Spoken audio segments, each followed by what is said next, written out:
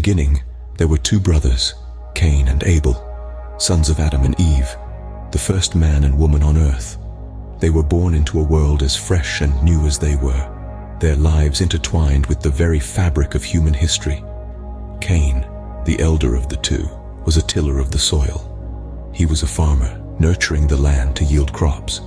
His hands were stained with the earth, his sweat seeping into the ground as an offering to its fertility. Abel, on the other hand, was a shepherd. He was a keeper of sheep, his days spent under the open sky, his nights beneath the starlight, always in the company of his flock. Their professions were as different as day and night, setting the stage for a conflict that would reverberate through time. Cain, the tiller of the ground, Abel, the keeper of sheep. Two brothers, two paths, and a tale that has echoed through millennia. It came to pass that both brothers brought offerings to God. Cain brought fruits of the soil, and Abel brought the fattest portions from some of the firstborn of his flock. In this timeless tale, we see the first instance of divine favoritism. Abel, the shepherd, brings forth the choicest cuts from his flock, while Cain, the farmer, presents the fruits of his labor. And it was Abel's offering that found favor in God's eyes. Cain's gift, on the other hand, was met with indifference. But why was Abel's offering preferred over Cain's? The answer might not lie in the type of offering, but in its quality. After all, both offerings were products of their toil, both were fruits of their labor, and both were given from the heart. So why would God favor one over the other? Some interpretations suggest it was Abel's sacrifice that made his offering more desirable. Abel offered the fattest portions from some of the firstborn of his flock. The firstborn, considered the most valuable, signified Abel's willingness to part with his most prized possessions. Cain, however, brought fruits.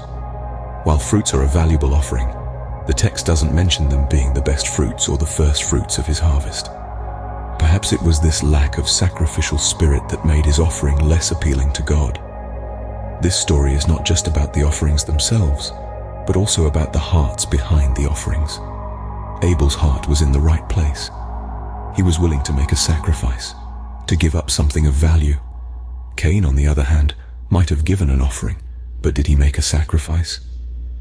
The story of Cain and Abel serves as a reminder of the importance of giving with a sincere heart, of the value of sacrifice, and of the consequences of jealousy and resentment. And so God favored Abel, kindling the spark that would ignite into the world's first recorded act of violence. In the wake of God's favor, a seed of jealousy took root in Cain's heart. As the days turned into weeks, this seed sprouted into a vine of resentment that coiled itself around Cain's thoughts and actions. The favor Abel had found in God's eyes had become a thorn in his side, a constant reminder of his own perceived inadequacy.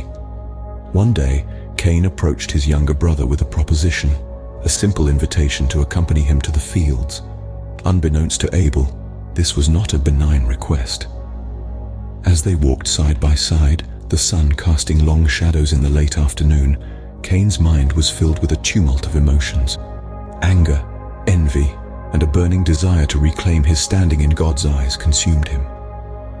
In the isolation of the fields, away from the watchful eyes of their parents, Cain turned against Abel. The brother he had once cradled in his arms as a newborn, the companion of his childhood, now lay lifeless on the ground, the victim of the world's first act of murder. This was not just a murder, but a fratricide, the killing of a brother.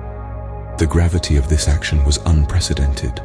It marked a turning point in human history, a departure from innocence into a world where even the bond of blood could be tainted by sin. Cain's actions that day were more than a personal transgression. They were a reflection of the human capacity for violence and an echo of the fall of man.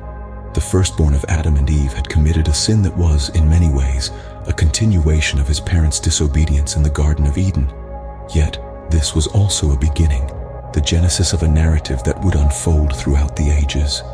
A narrative of rivalry, conflict, and the struggle for divine favor. In a moment of rage and jealousy, Cain committed an act that would forever change the course of his life and the world.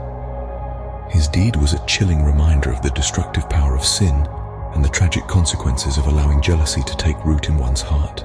God, in his omniscience, confronted Cain, who lied about his brother's whereabouts.